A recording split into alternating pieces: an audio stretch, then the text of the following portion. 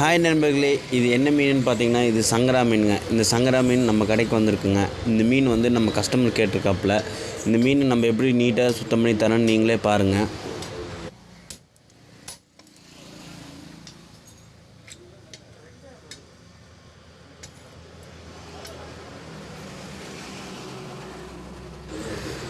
நல்லா கீரல் போட்டுங்க, அது நீட்டாக அதில் இருக்கிற வேஸ்டேஜ் எல்லாம் நீட்டாக எடுத்துங்க. சைடு முள், சைடு ரெக்கை எல்லாத்தையும் நீட்டாக வெட்டி கொடுத்துங்க. கீரல் போட்டு கொடுக்குறோம் பாருங்கள்.